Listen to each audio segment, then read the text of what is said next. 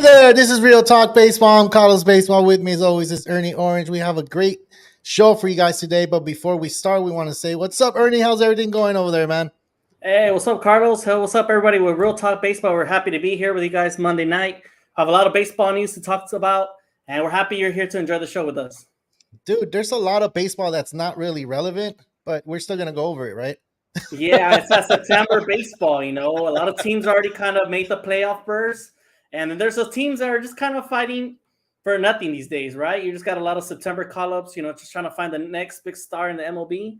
But this is an exciting time of baseball. You still have a lot of teams fighting for that last-minute playoff berth, and it's going to go down in these next 2 weeks, Carlos, and a lot of teams are still fighting for those last spots.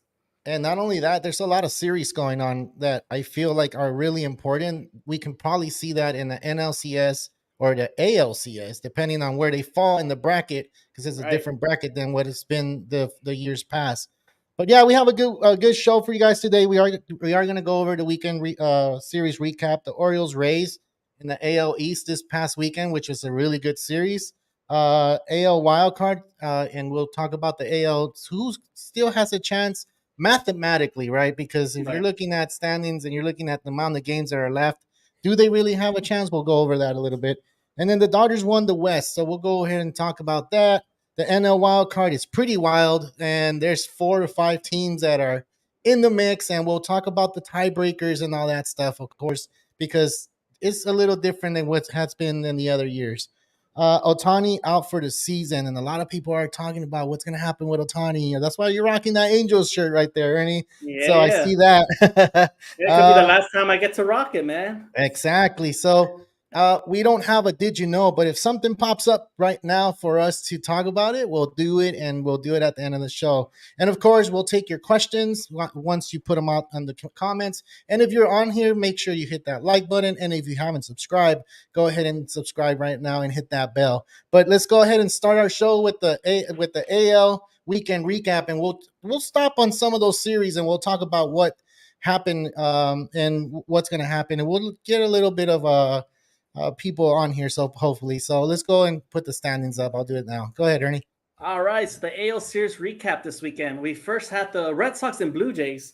The Blue Jays went ahead and swept the Red Sox over the weekend. And, the Red Sox had the Blue Jays number all season. They had started 7-0 against them. But now the Blue Jays find themselves second in the wild card spot ahead of the Rangers by half a game. Nice. And then we had the Twins and White Sox. The Twins beat the White Sox 3 out of 4 games. And Twins bring their magical number to 6 to win the AL Central. Wow. The Astros and Royals. The Royals shocked the Astros, winning 2 out of 3 games. And this is the first time the Astros draw back-to-back series, and especially to the A's and Royals, to the 2 worst teams in the MLB. And then we had the Tigers and Angels. The Tigers swept the Angels over the weekend. And this becomes, after last night's game, this is the 8th year in a row the Angels actually fought under 500, which is a record, 8 years in a row. That's 8 years already? Wow. Yes. And you know who held the other record? The Angels in the 70s. No way, really? So they broke their record? We just basically went 50 years back. That's all we did. Oh, man. I'll put the standings back up. Yeah, so then the next one was Padres and A's. The Padres swept the A's over the weekend, and the Padres finally got a 4-game winning streak for the first time this year. And Juan Soto was the player of the week for the MLB in the NL. So that was pretty interesting to see. The Rangers and Guardians was the next series we have, and the Guardians competed 3-game sweep on the Rangers, with Lucas Giolito pitching a gem against the Rangers with 12 Ks. Now, the Rangers had swept the Blue Jays the series before, but now they went ahead and got swept, and they fall themselves in the 3rd place in the last spot in the wild card. And then the following series was in the Pacific Northwest, which was 2 West teams, was the Dodgers versus the Mariners. The Dodgers went ahead and swept the Mariners to go ahead and clinch the NL West. And the most anticipated series that we had was the Rays versus Orioles. And it went with both teams splitting the series with 2 games, winning 2 games each. So it was pretty interesting. The Rays had won the first 2 games, and the Orioles went and fought back to win the last 2 games. Dude, I saw the series, and I'm like, damn, on Thursday, I think it was Thursday that I told you that the Rays beat the Orioles, and I was looking at that game, and I was just like, what the hell? Like, the Tampa Bay Rays look really good. They looked like they were ready to start that series. Yep. And then you see the Friday game, the same thing, and you're like, wow. That's Yeah, amazing. Like they came to and the play. series was tied, right? So the division was finally tied for first place. Yeah. And you kind of were concerned, like, you know what? The Rays may actually come back and steal this division when we all thought the Orioles had the chance. Yeah. But the Orioles went and fought back. And that was the beauty of this game. You know, just last night or just yesterday, they fought back. The big comeback win. Cedric Mullins hit a sac fly in the 11th inning to get the win for the Orioles. And the team was hyped. You know, both teams actually ended up clinching a playoff berth. But it's the first time the Orioles make it to the playoffs since 2016. So it's a Yeah. pretty big deal. You know, this is a team that had 110 losses 2 years ago, and they kind of picked it up last year, but fell apart in the second half. And this is a whole new young Oriole team out there fighting and putting the AL East in their back, and being first place is amazing. Yeah, and you know what's crazy, dude? It's 11 games to elimination, right? That's what it is, as you can see on the slideshow. And 2 games is not really a lot. You can have a 3-game losing streak, and then Tampa Bay can, get that 2 games and then switch it back up. So it's a close race in the AL East. You have Toronto, you have New York, and you have Boston. They already eliminated. But then you look at the Central. I mean, the Twins already got that. I Yeah, think. that Yeah. one's done. Yeah. Then you have the other race in the West where you have Houston, Texas, and Seattle. And I still holding on to Seattle, trying to win that division, because I did call it out saying that they were going to win the division when they had that hot streak in August. And the Astros is proven to be the top dog in the AL West. Like you guys mentioned, you guys said that they're going to win it again. Remember when we had the conversation, what was it, 2-3 weeks ago? And I mean, they're doing it. They're doing it again. So we'll see what happens. Yeah, man, it's a lot of 12 games left into the season, but there's still a lot of mixing around that could happen in these standings. And it's been proven time and time again. These teams getting swept. The Rangers getting swept this weekend, and the Mariners. And then the Astros also losing the series to the Orioles. Like, what is going on with the AL West? You'd think a team would already take advantage and take the lead of this division by a big margin, but it's not happening. It's like both teams are just taking it easy, just kind of cruising by September and just kind of waiting for the playoffs to happen. Yeah. All right. Well, let's get into the NL recap, and I'm gonna go ahead and start with the Yankees Pirates, and both of them are not playoff contenders, but it looks like the Yankees mathematically still have a chance to go into the playoffs. But the series was taken by the Yankees, and in their last 10, they're doing 6-4, which is not bad. The Pirates are 5-5 in their last 10, which is expected. You have the Braves and the Marlins, and the Marlins swept the Braves, but remember the Braves did clinch last week, so they're not really putting all their players out there. They're giving them rest, but I mean, it happens. Once you clinch, you want to see what you got. You want to kind of rest your players so you can go into the playoffs a little bit rested. The last 10 for the Marlins are 6-4, which you should be playing good ball if you want to get into that wild card spot, and that's what the Marlins are doing. And the Braves are 5-5, so I mean, it's not bad. And then you got the National and the Brewers. The Brewers already taken off with the division. They won 2-1 in that series. In their last 10, they're 7-3, which is really good. And of course, the Nationals 3-7, which they're back to where they were, a few months ago. And then you have the Reds at Mets. Both of them are their last 10 are 5-5. The Reds took that series 2-1. The Reds are one of those teams that they need to get hot and need to get hot fast, because if they want to make that wild card spot, they need to get more W's on board.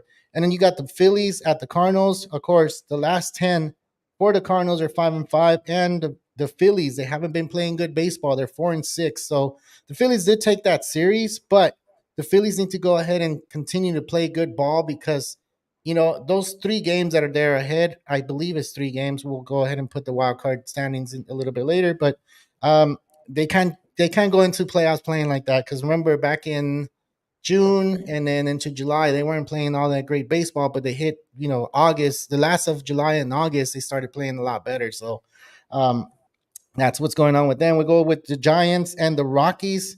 The last 10 for the Rockies are 5-5. And, you're talking about the Giants, they're 6-4, but the Rockies did take 3 out of 4 out of that one. And they had a doubleheader on Saturday because they didn't play Thursday.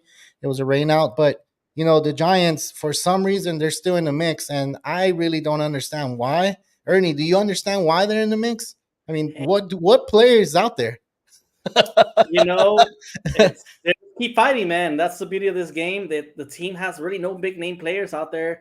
but they're still finding a way to stay over 500 and competing against these teams. And nobody's really taking a push for that NL wildcard, and it just feels like everybody's playing 500 ball, and everybody's just playing terrible. And it kind of concerns me because, during this time of the season, we find a team or two that gets kind of hot, gets into the wild card, and goes into the playoffs strong and goes ahead and take out the number 1 or number 2 seed. And now the way I'm seeing these teams perform, I kind of question if that's going to even happen this year. And, it's kind of concerning. I'm not sure. Are we just seeing more 500 teams now because the playoff got expanded to more teams? It could be, and they're trying to take a little rest, and they're just trying to pick it up at the end of the last week, maybe. I don't know. We'll see. And then we have the last series, of course, and it's the Cubs at Diamondbacks. And this one kind of surprised me. The Diamondbacks swept the Cubs, and their last 10, the D-backs are 6-4, but the Cubs, this is important, 2-8 in their last 10. That's not good baseball. They were for sure the number 2 spot on that wild card, and I'll go ahead and put that wild card spot right here. The wild card, now it looks like, they won't be able to make the playoffs if they don't get their winning ways back in track. It looks like the Cubs, and Ernie, you picked them to win the division, and they're just falling back, more back, and you have other teams hitting into the mix. And look at this cluster right here. This cluster of teams in the NL wildcard is going to be interesting. I feel like go ahead. It's just interesting to me. The Cubs faced the Diamondbacks 7 games in the past week. In the past 3 series, they faced each other twice. It just feels like the Diamondbacks has the Cubs number this year, and they've dominated them. They beat them 6 out of 7 times just recently. And the Cubs do so much better with everybody else, but it just seems like the Diamondbacks took advantage of those 6 games. And now they catch themselves in second place, which is kind of interesting to see. The Cubs are fighting for that last spot. The Marlins are there. The Reds are just right behind. Hey, look, even the Padres could get hot and make a big push if they wanted to, but don't see that one happening with these many teams fighting for the mix. And that's what the thing is with the Padres. There's a lot of things need to happen for the Padres to make it. Of course, they have to keep winning, and I think they need to win out, just kind of like the Yankees. The Yankees have less teams to climb, but they need to win out so they can, what they need to worry about is those 3 teams ahead of them, which is the Blue Jays, the Rangers, and Seattle Mariners, in order for them to make it to the playoffs. But it's interesting to me, and we can talk about it right now, that the Cubs, if the Cubs stay tied the way it is right now, they won't make the playoffs. I guess the matchup that happens there, it's a head-to-head. So everybody that's played the Cubs on this side, except for the Giants and Padres, has beaten the Cubs. So in order for the Cubs to make it, if we're looking at it right now, they need to be ahead of all the teams in order for them to make it. They can't be a tiebreaker with them because the tiebreaker is a head-to-head for them, and every team on here on this list has beaten them. So it sucks for them. It really does. But that's why you have to win the series. So you mean to tell me there will be no play-in for the wild card? Like if 2 teams tie for that last spot, will there be? You're gonna have to go based on head-to-head matchups. Will be the deciding factor. Head-to-head matchups, and then you have to go into divisional matchups. So the first matchup is head-to-head, and that's pretty much what's going on here. So the Cubs have lost all those, and it sucks for them, dude, because I feel like they're the. I would like to see them into the playoffs. Like, who doesn't want to see Wrigley Field in the fall? It's one of those things where you see cold, you see the long sleeves, you see the turtlenecks going. You don't get that out here in LA. No. So you get to see those type of players out there wearing their long sleeves and all that stuff. Right? So that's pretty cool. Exactly. So, but that's what's going to happen. If there's a 4-way tie, they're automatically eliminated. But I mean, we said, you got to step it up and win your series, and that's what happened. So we'll see at the end. I was hoping for more baseball, Carlos. I was hoping there would be an extra game added to the schedule that we were not expecting to play. But if you're meaning that's only going to be a head-to-head matchup, the Cubs better get it going the next 12 games, so they can start winning and make it to that second wildcard spot. Yeah, and that's what we need to see if that's going to happen. But we're going to get to see a lot more baseball too, because with that happening, we're still going to see the wild card game, which is the first playoff series, which is a 3-game series, if a best of 3. Yeah, so right now no more 163rd. Yeah. Now that you brought up the Wrigley Field in October, like the only thing I could picture is watching Steve Ballmer in that October game trying to reach for that that foul ball that Moises Alou went for, and he interfered with the game. Remember? And I just picture Steve. I'm sorry, not Steve Ballmer. What's his name? The guy that ruined the Cubs. Barkman. Oh, yeah. Barkman. Oh, I remember. Oh, the guy with the headset. Yeah. That's a good Halloween costume. That really is. I was just picturing him in my mind when he said Wrigley Field. I was like, oh man, that would be a cool impersonation of somebody. Dude, you know, when I was saying it, I was thinking the same thing. I'm like, damn, that guy has a turtleneck, a jacket, you know, his headset, and then the little hat. Yeah, but it sucks what happened to that guy, man. It sucks. Man. It's a very memorable moment in Wrigley Field. If I was sitting in that area, I think I would go by wearing a costume like that. I think there was someone that was behind the plate wearing that costume. Yeah, I think that's what brought it to my mind. But it was like, I don't think I would have sat there. I think I would have sat next to like that left field area, that whole other reserve, like field reserve. Look, section. To be honest, I would have not done it in a playoff run. Why? The Cubs fans are super superstitious, man. Super superstitious. Right. I'm gonna add another super to it. But dude, it's just I wouldn't do it now. I think that's just kind of like a curse because, man, you know what I mean. Like they had that curse for them not winning the World Series like for 100 years. I think 102, if I'm not mistaken. And then you have this guy, you know, like does that with the Cubs, and then you have a guy you know doing that as a costume. Like I don't know, you know, I would have been like, hey, dude, don't do that, man. You're gonna. So is the curse over since they won the championship already? They should be over. They won a championship. They won it in 2016. So I mean, it should be over. But little things like that can traumatize a fan, you know. Like I remember talking like 2016 with a lot of people that didn't watch baseball and having to explain to them that, look, this is a Cubs team that hasn't won in 108 years. Yeah. It's just like people couldn't believe me. Like, you're lying. There's no way a team hasn't played 108 years and not won a single championship. And Cubs was that team. And it amazes me that it took them that long. And that looks like it was a real curse, if you tell me. Nah, they're not little stitches. They're superstitious. So really let's get into this one, man. Let's talk about the a little too late or not. I think it's a little too late. You know, you have the 4 games, a 4-game winning streak with the Padres. You have the Yankees that are 6.5 back, 12 games left. Mathematically, you still can make it, but there has a lot of things that needs to happen. And we're looking at the schedules, and you're looking at the Padres. They're going to face the Colorado Rockies, the St. Louis Cardinals, the Giants, and the White Sox. The only team here that's above 500 is the Giants, but the Padres can beat the Giants, right? Yeah, for sure. So I feel they can probably make a little run just so they can, you know, be over 500 and be okay. But the Yanks, I think the Yanks are done, man. They're playing a lot of teams that are above 500. You have Toronto that's ahead of them in the wild card, and they're playing them 6 games, and those going to be tough 6 games because Toronto, they want that wild card spot. They want it for sure. So the only team that I see that the Yankees, you know, and I don't think that that's going to even happen, is Kansas City. So I don't see anything anything else, right? Carlos, I see it the other way around. I don't see the Padres having a chance. I think they're just 6 games under 500, and I just see them, like, even though these are an easier schedule than most teams, they just have to come across so many, like 5 teams up ahead of them in the wild card spot, and they're just going to be, like, fighting for that last spot, right? And I don't see the Padres overcoming that anymore.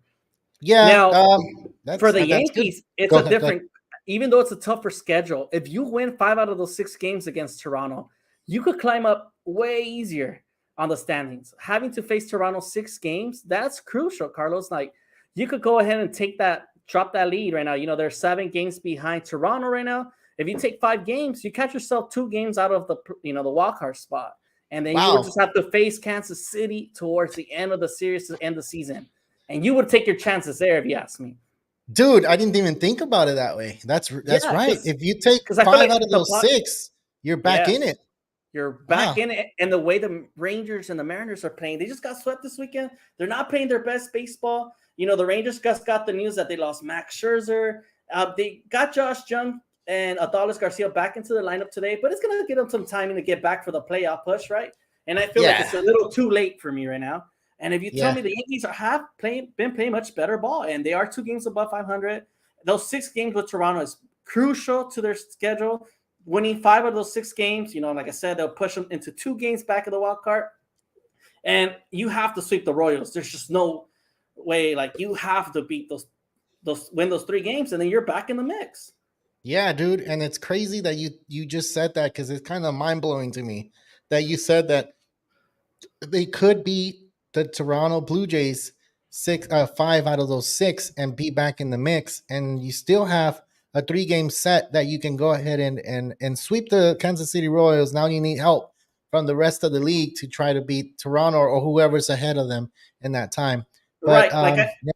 yeah, Like I know that Arizona that team is tough, but the Yankees have the squad to do it. You have Aaron Judge. You have players that can still go out there and compete, man. So if dang. you stack the lineup with the Yankees and the Diamondbacks, it's pretty even, if you ask me. Yeah, yeah. Well, we'll see what happens, man. The last 12 days of baseball, before we get into the playoffs, where we're going to be excited. I think we're going to try to see if we can get on twice, and then we're going to have the Will show. So we're going to have 3 shows, maybe even 4. I don't know. We'll see what happens. But definitely we're going to get on for the playoffs, because it's going to be exciting. I do have another mention here. It's the first place team overall. We're looking at the Atlanta Braves. They're ahead of the Baltimore Orioles 3 games. So if I guess it comes to the last week or last 3 games and it stays like that, the Braves are going to be the home team throughout. It doesn't matter who wins. Unless they lose, then you're looking at Baltimore, which is they're ahead 2 games on the Dodgers. And of course, if they get eliminated, the Dodgers become the top. So, and then the Rays. But the Rays need to win the division, right? So they can go ahead and win Right. that spot.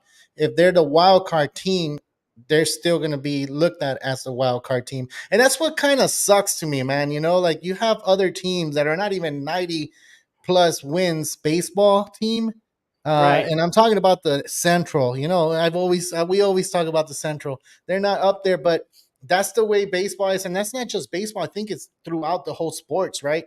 Doesn't matter if your division is weak and you win that division, you're still going to Right. get that divisional I think play. it's only in basketball where they do the 1 through 8, and I 1 think that through 8. should be done through baseball too, like the 1 through 6.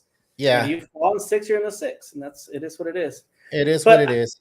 But I have a good point that I didn't bring up in the last topic, and I feel like I need to share it. And I have it right behind. Like, if I don't say it, I'm gonna leave upset. So the Mariners and the Rangers are actually gonna face each other the next 7 games left in the schedule. And the schedule. So the Rangers and Mariners, if one team just goes ahead and takes off and beats them those, like, just say 5 of the 7 games, that also gives the Yankees a chance, as long as they beat the Blue Jays and one of the AOS teams goes down very badly. That would give the Yankees a chance to make the playoffs. There's still hope. Dude. There's still hope. You know what? And there's more hope. Yeah, you're right. There's more hope for the Yankees than there is for the Padres, because the Padres have all these teams that are cluttered. And one of those games, if all of them win, they're screwed. If if all of them lose, then that's a good thing for the Padres. But for that to happen, it's the baseball gods really need to love San Diego, and I don't think they've been giving them a lot of love lately. So we'll see. But I mean, you brought up a good point, Ernie, and you kind of blew my mind on that. And that's not bad. And if it happens, man, that's incredible, dude. I think that would be amazing if it does. All right, let's move on to the next one. I know our title is Ohtani, and of course, Ernie's wearing his Angel jersey. And the thing with Ohtani, man, everybody's speculating what's going on out there, right? Everybody's trying to see, like, why did he leave? Why did he clear out his locker? He doesn't want to be there anymore. If you look at Ohtani and how he plays, how he carries himself, none of those questions should be asked. You should be seeing Ohtani as like he's leaving because he wants to have surgery, he wants to prepare, or it's not so much that he's a bad guy. I don't think he's a bad guy. He's a humble guy. I've never seen him like pissed off, like most of players do. I've never seen this man, disrespect anybody. When he hits players, he kind of looks like, "Hey, man, my bad," like that's what the thing he does. But like I don't understand why so many people are saying, "Oh, he's just leaving the Angels because the Angels, they suck and their organization is not doing good and this and that." Like, no, it's not that. It's just he. I'm pretty sure he had a good conversation with the owner, with everybody there, and he told them like, "Hey, is it okay if I go?" He was there at the game yesterday, right? Right. So I mean, he was being a coach too. I saw. So He he's a was helping coach, out hitters. coach, hitter, and pitcher. Man, imagine. You know what? I know he left this, he took all this stuff from his locker room, but he is dealing with an oblique injury right now that has put him out for the season. So the real reason he's out is because of an oblique injury. He was out for 10 games until the team finally decided, you know what, it's time to shut him down. But it was long overdue, Carlos. The guy had, unfortunately has an elbow injury, broke some ligaments down there. And, the Angels were not in the mix in the playoffs. I didn't see no reason why he was still playing. Now he just caused another injury to himself. And, Yeah. at this point, I feel like the Angels organization failed him. They should have just let him rest. I know he's not coming back, but hey, you need to let this guy rest. He is may have to get possibly his second Tommy John surgery. But here's what some of the highlights Ohtani has done for the Angels. And these are going to be one of the most memorable moments in Angels history. And we're going to talk about them for the next 100 years, if you ask me, because this is once in a lifetime generational talent that the Angels had. And hey, man, we got him for such a cheap price. The guy was just willing to do anything to come to the MLB without asking for a huge contract. Yeah. And that's what a lot of people need to understand, that this man wasn't asking for a lot of money. He just wanted to play baseball, and that's what he wants to do. He just wants to play baseball for an organization that is giving him that opportunity. The Angels gave him that opportunity, and he proved that he's the top player in baseball in the whole world doing this, because he just not did it in the MLB. He did it in the World Classic as well. So Japan did win the World Classic championship and they got their title and everything. But with that said, with him going to the IL, is he still an MVP? Of course he is, because look at these stats right here. This stats can't lie, man. Look at this: 44 home runs, 304 batting average. Look, batting average against him, 184. Are you kidding me? And then a 3.14 ERA, dude. Like that's just like that's like playing PlayStation and having your bet, the big top dog pitching for them, that 99. You make your own, Right. create your own player. He's doing that. He's doing that himself. Those stats are amazing, Carlos. And looking back, you try to compare him to all these other players that are in the mix for the MVP, and they don't even come close to Ohtani. You're talking about a guy that won 10 games this season. He hasn't even got the chance to pitch the full season. Now, this guy is incredible, and we did got the chance to witness one of the most amazing stats we've ever seen from a player.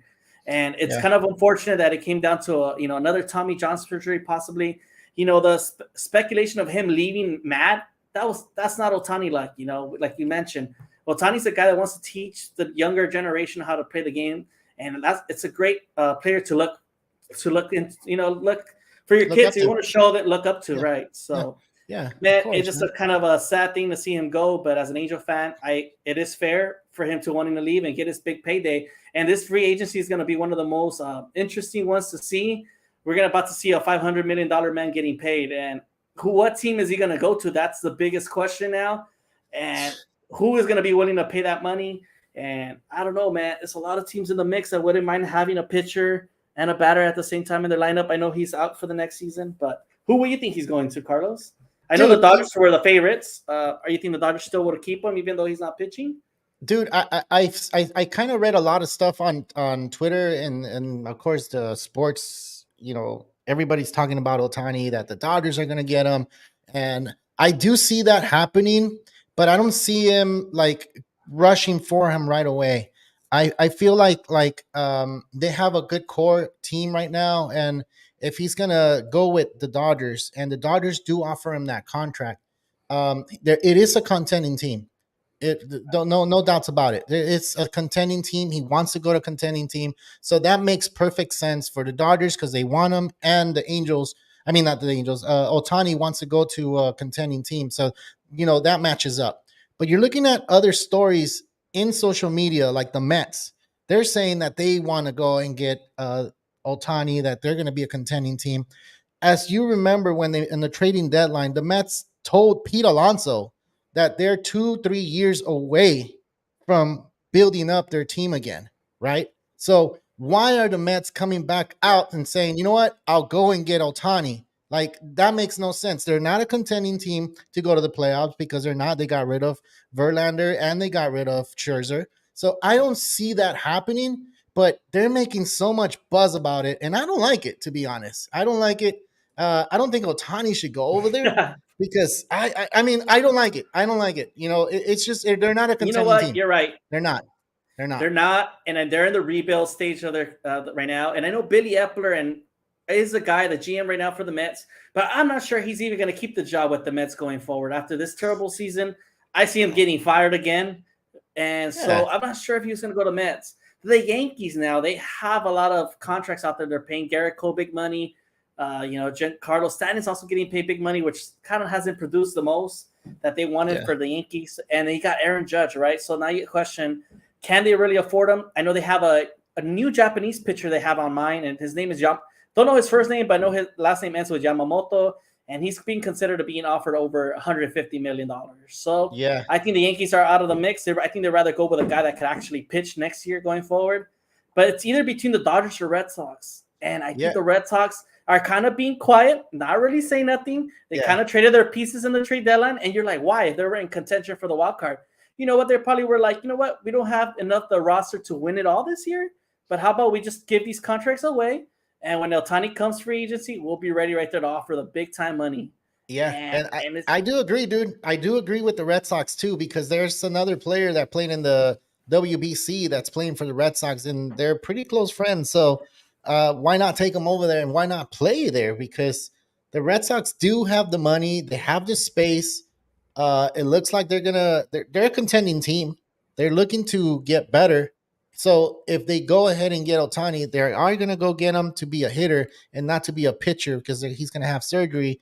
But once he comes back, he's going to be part of that starting rotation, and he's probably not going to be the ace of that staff, because I feel like if he's the ace of the staff, I feel like that's more stress on him.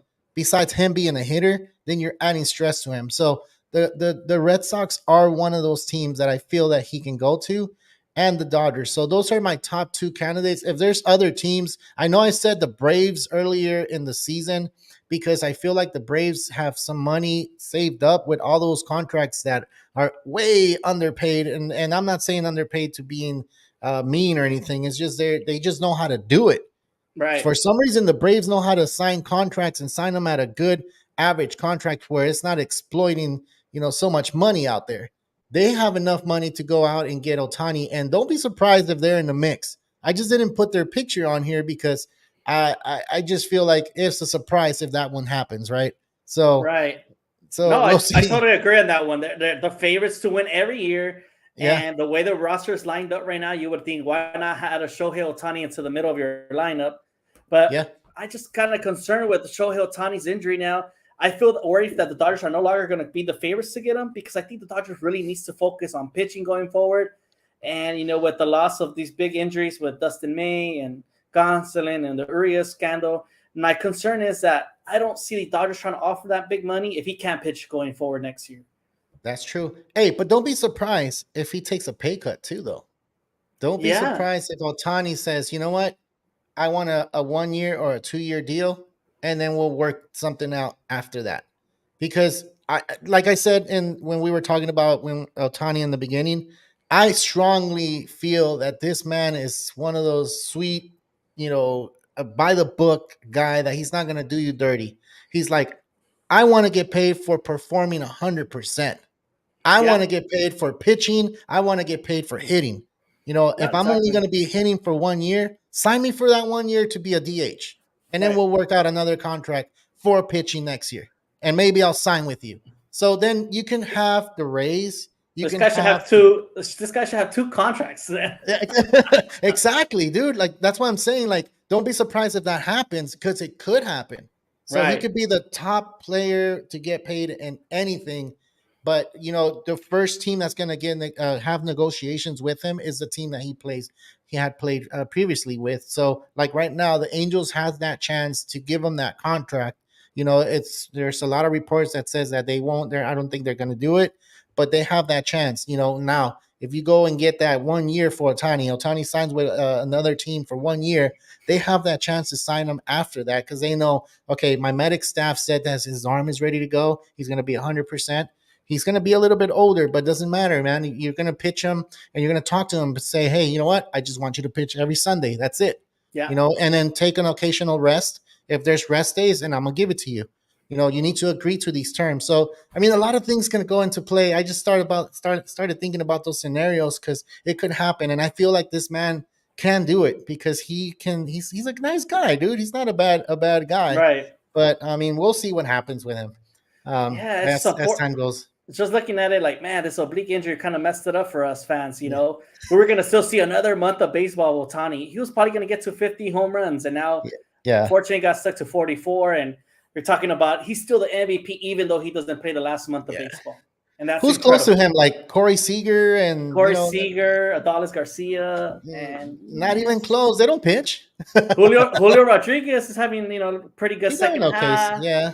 But it doesn't compare to Ohtani, man. These are numbers and stats that are just at another level. Not even Judge was close this year, obviously because of the injury, but he has kind of like Judge numbers, even better. True. Well, if you like baseball and you like the stuff that's been happening in the past few years where they're bat flipping and they're, celebrating when they get a strikeout, you probably won't like this man for a little bit, but it looks like he did say it or didn't say it. Did he say it, Ernie? And we're talking about Rob Thomas, the manager from the Phillies. So it's actually Rob Thompson, Carlos. Thompson, he's a Phillies manager, and recently there was reports saying that Acuna was kind of celebrating with his home run, and he made a comment like, "Can you put the comment, Carlos?" That he said. Yeah. He basically said. I'll go ahead and put it on here. The reporters out here like twisted his words. They asked him what they thought about his celebration. He basically said he was not a big fan of it, and that it's part of the game. That's how the games are changing. But they twisted his words and said, "I like our guys to act like they've been there before, right?" And everybody in social media, all the players came out to support Ronald Acuna. Like, wait, we're witnessing greatness here. Like, I don't care about your old school mentality. But then there's reports out there, that the Philadelphia radio, like I'm not sure the news they cover for the Phillies, they came out to report that once they showed what he actually said, he said this, but they twisted his words around that this is not what he was truly meaning to say. The guy was basically saying something totally different. He's like, hey, he still kind of mentioned like, it doesn't bother me. I can control it. So it is what it is. And then, but, they kind of twisted his words, man. And I thought that's kind of messed up, especially if you're from the Philadelphia media. Like, why you try to twist this guy's words? You kind of made him look bad. It sucks, dude. But at the same time, you're looking at it as a fan. You're like, okay, does this guy don't like people celebrating?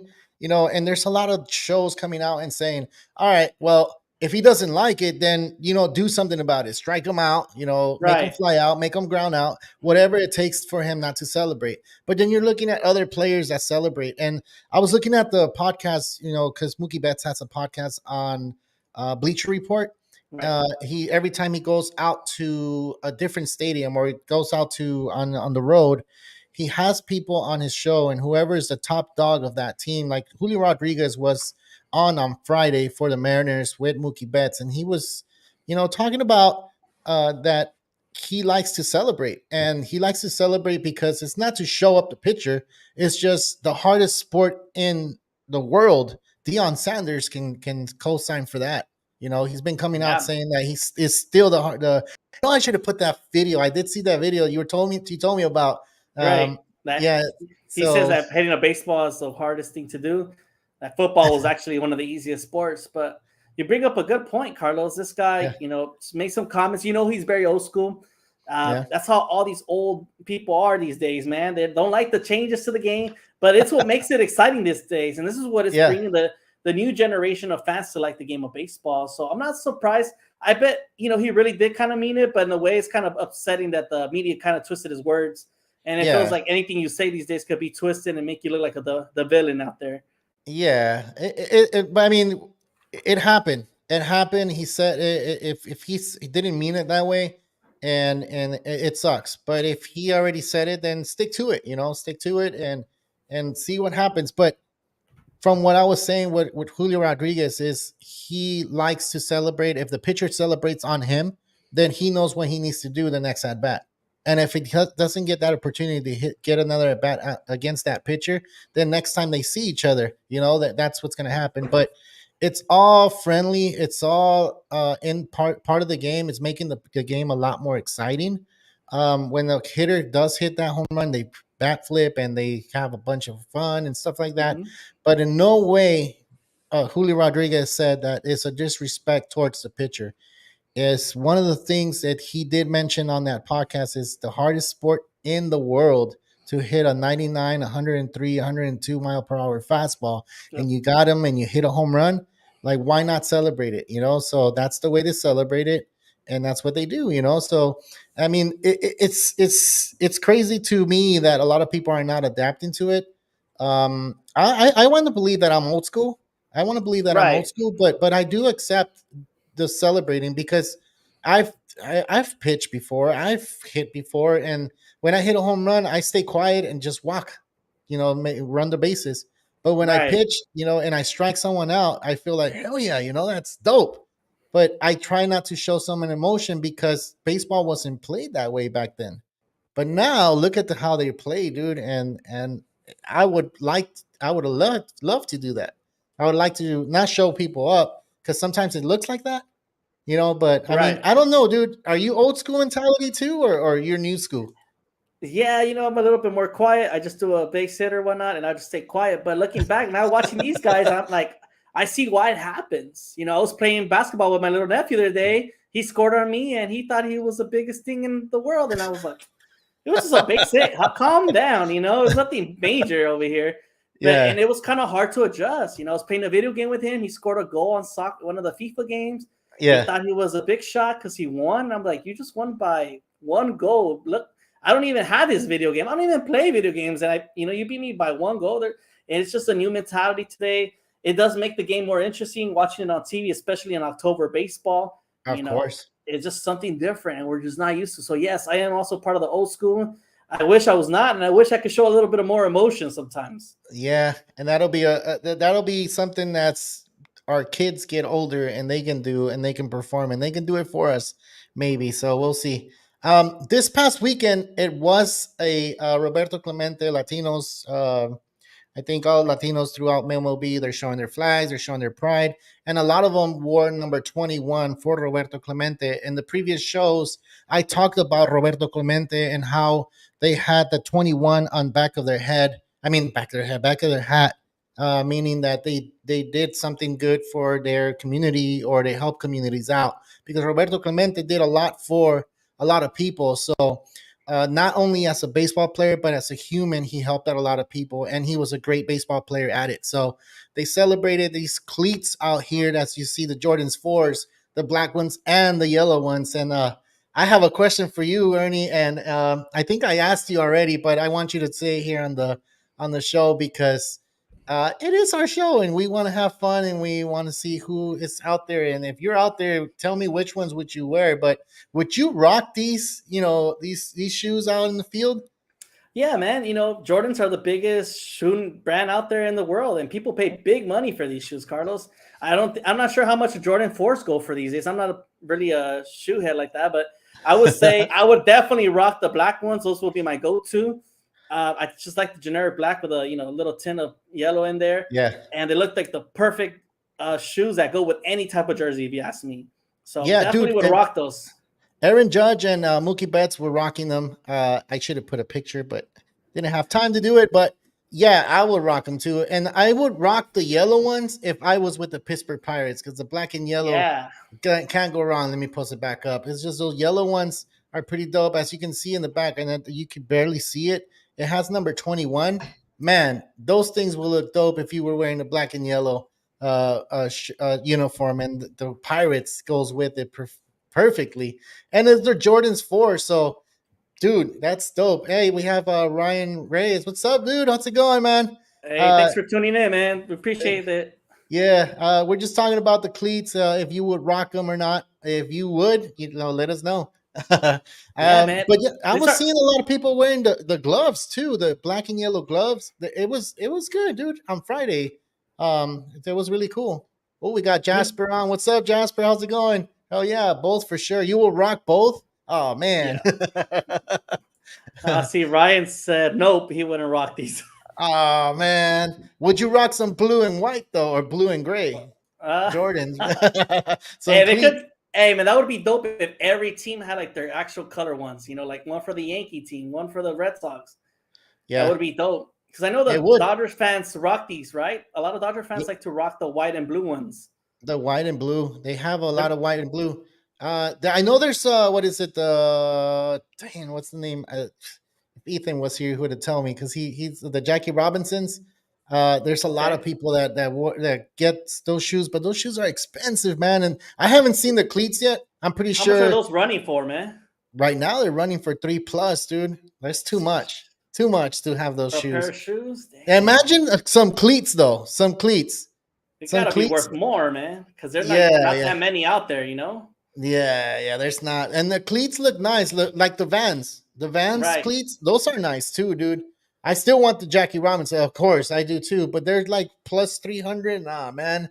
There's too much. Dude, And if they were cleats, I would buy them too just to keep them there, just to have them. dude, when I was a kid, I wanted the Derek Jeter Jordans, man. Those were my shoes, and I never I got a never chance to got buy the them. Derek Jeters, dude, and I've always wanted them, man. You know, growing up, no, we didn't You're have. a I kid, didn't have a man. lot of money, dude. No, So right. yeah, so like now I see it, I'm like, I'm gonna go ahead and get them. But Okay, when you're a kid, right, and how do you convince your parents to buy you some $200-300 shoes? how do I convince them? Dude, I Like, didn't you even know, talk to my parents. I don't think I I don't even have a persuasive conversation with them. Like I can't be like, hey mom, I know if my dad was buying me those type of shoes, he'd be like, "You better be hitting home runs to be in these type of dude, shoes." you know how it would happen? It'll be like, what do those shoes do? Do they make you hit? Do they make you run faster? What do they do? Do they make you pitch harder? Like, nah, man, get you the cheapest ones. They do the same thing, you know. Yeah, That's what man. they would tell me. Like, but Like, having fashion out in the field, I think is becoming one of those things where it's more and more common now. These kids have their shades out there. They have that little glove thing. That I think is too much sometimes. okay. If you ask me, I think if you're just rugging it out, no batting gloves, just going out there with your bare hands hitting, it's not wood, dude. It's a metal bat. You know, just Okay, let me ask you this right. question for the fans out there. I know your son Gavin plays in the league, right? Dangerous league. What do you buy in these accessories? Where do you buy these accessories? Would I No, buy no. them If these your son, accessories? yeah, if your son Gavin would ask you now, what do you buy in these accessories? Oh man, if he I know you asks for don't. them, Yeah. he has to ask for them. He has to ask for them. He has to Okay. ask for them because I honestly feel like he needs to be into the fashion. If he's because I can't be like, hey, they have the Griffies coming back. You want the Griffies? Okay. He doesn't know who Griffey is. Like, nah, I can't get him. Or they have the Jeters coming back. They're gonna come back into style. Like, do you want the Jeters? Like, nah, dude, I can't do that. He needs to come to me and tell me, like, hey, dude, hey pops, or whatever he wants to call me. Like, I saw these cleats, I want these cleats, and I would like these cleats. Would you buy them for me? And I'm like, I don't know, Christmas is right around the corner, so Yeah, yeah, man. You better save up that money for those MLB accessories. Look at Jasper. He said the original black and red Jordans were the shit. And you know what? hell I agree. Imagine the Reds, the Cincinnati Reds rocking their alternative jerseys, right? And with those type of shoes, man, that would be amazing if you ask me. dude, you have the Angels jersey with some black and reds. With that one, wouldn't look that bad. Yeah, I mean, I know they're the Bulls colors, the black and red, but right, I right. honestly think if you had a Angels jersey, you can rock those for sure. I think the white and red will look a lot better though, because the Angels wear the Yeah. white, But Michael Lawrenson would rock the Vans, and he would rock like some red ones. Would look pretty dope. dude, I wouldn't mind getting those Vans cleats. And then there's these other ones from the Sandlot, the ones that Benny the Jet Rodriguez. Oh yeah, Those black ones? I think what was it, 3-4 years ago? They went on to sell and a lot of people were buying them, man. really. So yeah, Some dude, like Converse, some every, Converse cleats. they're not Converse. They're if anybody in the chat knows the name, I'm blanking out. But dude, those were some black ones with the PF Flyers. There we go. Oh PF yeah, Flyers. PF Flyers. Dude, how They much were were those rocking going them. for? So they were going for 120, but after sell, like everybody was selling them 300 plus. And I'm Damn. like, are you serious? Like, I just want to walk some old school shoes, but no one had them, and everybody was trying to resell. People that didn't play baseball were trying to resell them. That's what happens with all these merch. Like they try to give you, they try to buy all these things because they know they can make money off of it. Right. So it happens that way. It happens that way. All I know right. Jasper's the white where with my Sunday shoe. I'm just laughing how we all went into like a 5-minute segment of just about shoes. Just But about shoes, huh? now that we're talking about Roberto Clemente, you think every player should rock the number 21 on Hispanic Heritage Day? I know it's September 15th. I Mhm. know he did a lot for the countries out there. If you guys don't know, he died in a plane crash. He was on his way on a plane to give like a bunch of merchandise to the Nicaraguan people that had just been through an earthquake. So that's a quick little did you know? Roberto Clemente was towards the offseason. I know he was at 3,000 hits, Yeah. just right at 3,000. The season had ended, and he went ahead and went to take a bunch of stuff to the Nicaraguan people. And unfortunate way how he went out, but he was considered one of the greatest Latino players to ever play the game. Dude, and it's crazy because he was the pilot on that plane. If you didn't know, Oh wow, I did not know he that. knows how he knew how to fly a plane. Uh, should MLB look at that? I think so because, like I said earlier, in the other shows too, when we bring him up, he is more than just a baseball player. He's more of like he was helping a lot of people. That's why these awards for 21 and Roberto Clemente's number is 21, and I think that's just one of those things where a lot of people will appreciate it and will understand why they're wearing 21, just like Jackie Robinson, right? We Right. know why we wear everybody wears 42. um uh, I'm just gonna go ahead and say it. Jackie Robinson's my favorite player, dude. Like, if you didn't know, like Okay. it was one of those things where it's like, boop, oh yeah, he is my favorite player. So See. the way he carried himself on the field and the way he played the game was kind of like I felt like I did it. So not that I saw him play because I never seen him play. I'm not that old, but just the way how I saw or read about how he carried himself on the game, how he respected the game. The same thing with Roberto Clemente. He respected the game to the fullest and the integrity of it. So you can't go wrong with that. So maybe if in the next few years they decide to do it, I would be for it. And that 21, everybody will wear it. So most definitely was a great player.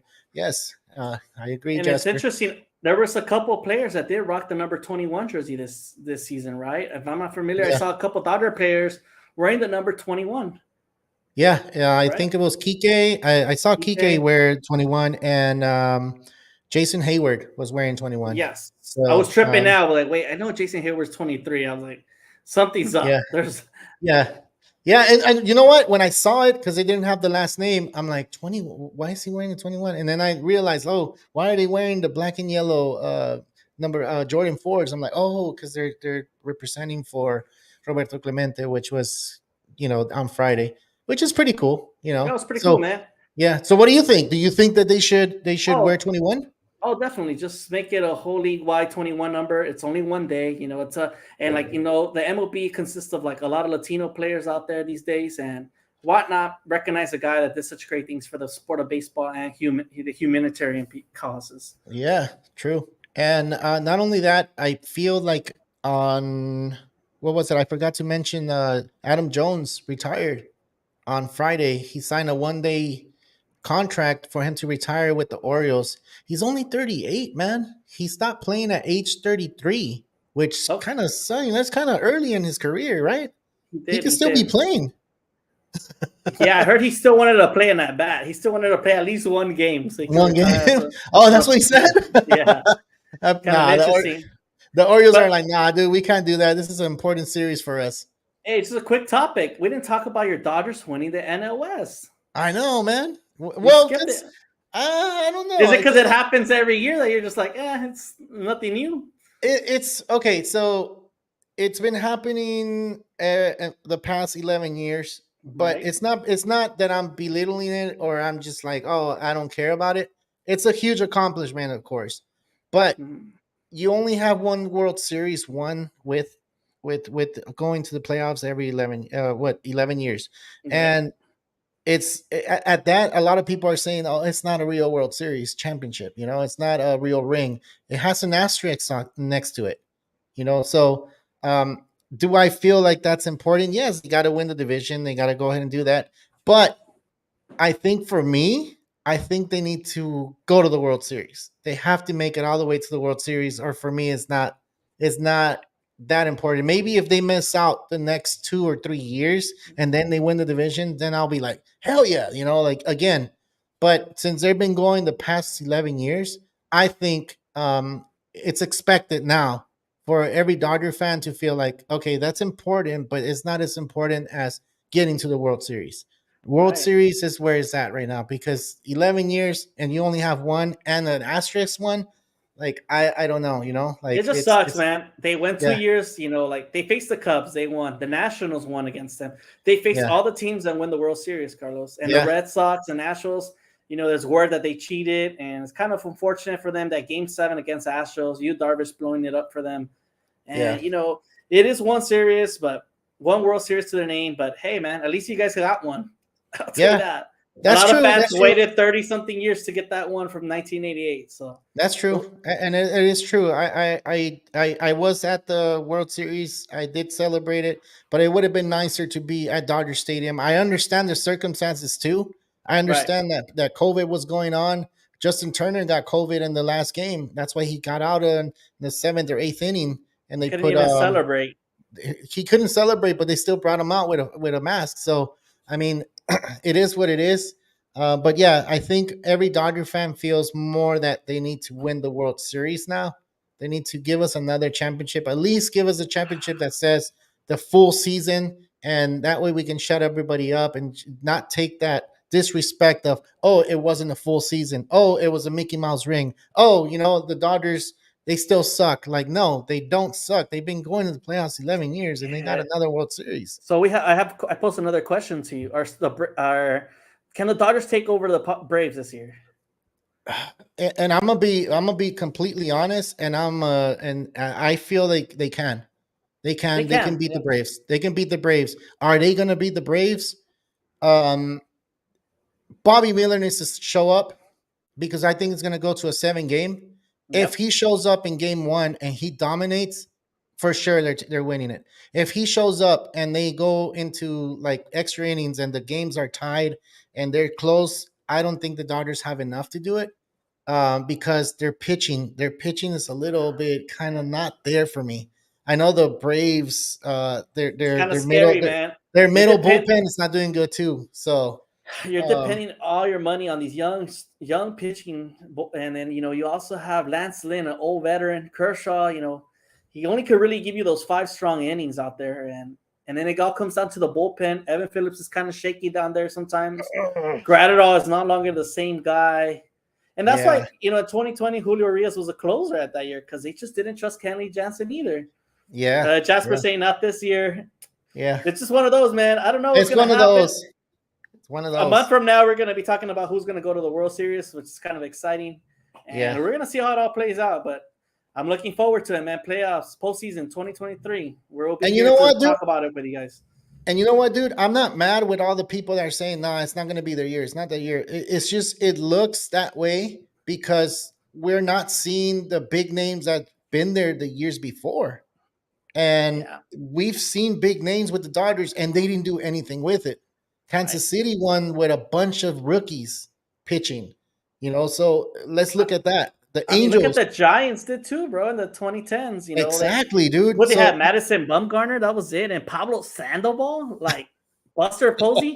These are guys that didn't even play 10 years in the league that much. They didn't even last long, and no, they no. managed to still win 3 World Series. So it's all about finding the hot hand, man. The pitching just got to get locked down and take advantage and get those early runs and to put that pressure on the other team to score. Yeah. And Jasper, I'm not mad at you, man. Looking at the Braves, they look unhittable. They look like they're ready to go.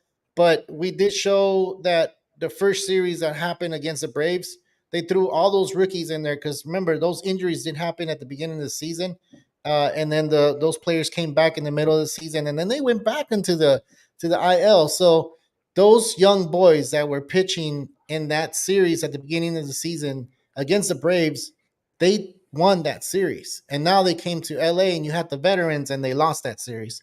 But Bobby Miller, remember that Bobby Miller is going to be a big time. If the Dodgers are going to win the World Series, he's going to be the guy that he goes to. Fernando Valenzuela was the guy that they went to in '81. Yeah. I don't know. It could happen. Hey man, I've seen a lot of rookies dominate. In 02, John Lackey was a big time. And that's where I was going Frankie to. Rodriguez, John Lackey was given the ball Game 7 as a rookie, beat the Giants against Barry Bonds, JT Snow, a dominant freaking lineup. Yes. Exactly. So and they gave the hand like, here, rookie, win it up, win it for us. And it can happen, man. Jasper, next year, man, next year. And maybe 2-3 years from now, we will see the Sox go to the playoffs and make something of it. And maybe we can see the Dodgers or Angels, Sox, whatever it is. And you guys just about it. And Jasper, you guys just got a solid catcher from the Angels, Edgar Cuero. Looks like he's going to be the next top catcher out there for the White Sox. So he's coming. Just wait it out. Maybe next year he'll get the call up and be a good player for the White Sox out there. Hey man, there's hard to find catchers, man. Yeah, there is. And catchers that could hit. Yeah, there's not a lot. And there's people that look, there's I was seeing the Indians game earlier. Naylor, he's the catcher. Guardians. Oh, Guardians. Man, my bad. Old school, you're old school. Yeah, man. I'm old school. The catcher, Naylor, stole second base like nothing. He was just like flying. So if you have a guy that can, that you're a catcher and he can steal bases, then keep him. Right. We'll see what happens at the next year, but that's next year. We still got playoffs for this year. We hit that point in time that we got to go ahead and log off, but we have the last mentions. And Ernie, go ahead and give us our last mention, man. Hey, well, I want to thank everybody for tuning in. Thank you, Jasper. I know you're traveling the world to working around the country, but we hope to see you in the playoffs, man. Try to tune in. And we hope to see you here to get the latest playoff news. But everybody, thanks for tuning in. If you guys hit a like and subscribe to the channel, we would appreciate it. We are close to 500 subscribers. And, we're going to do the big things here. We will talk baseball come playoff season. So we'll be here, man. Carlos, you're excited for the playoffs? Hell yeah, man. That's why I'm kind of feel like I think we can hit that 500 in playoffs if we log in more time. We also are on Spotify. We haven't said that a lot lately, but we are on Spotify. We can get on there, and for sure, like maybe if you get on there and just hit that like too. But I think here is enough. Or you guys want to reach us, you can reach us on Instagram, Twitter, TikTok, IG, and Facebook. We have all these platforms, and even here, if you want to send us a message after this show, you can go ahead and do that. But you can reach I think we're all friendly. I don't think, are we all friendly? Of course we are. Yeah, and don't forget to Will and Javi have the show on Friday. I know they talk about fantasy baseball. I know that's coming towards an end, but we will have a lot of baseball news still to talk about, and I know they're still going to be jumping in, helping us out for the playoff season. So make sure to check it out. And then come winter time, we'll be talking about those winter meetings and about seeing that free agency where Shohei Ohtani lands. Yeah, and then we're gonna try to see if we can get another baseball player on here. We had Deoner Navarro at the beginning of the season. Now we're heading into the out of the season. Once the World Series is done, we're gonna try to see if we can get another MLB player for sure. Ryan, thank you, man. I appreciate you getting on the time and asking questions. That's what makes the show a lot better. I've said it and I preach it all the time. You guys are always on here. Jasper, thanks, man. Always a pleasure having you, of course. And I know you're a Sox, so I'm going to say go Sox go, and I'll do that for you. From all of us here at Real Talk Baseball, I'm Carlos Baseball. This is Ernie Orange. Real Talk Baseball, signing out.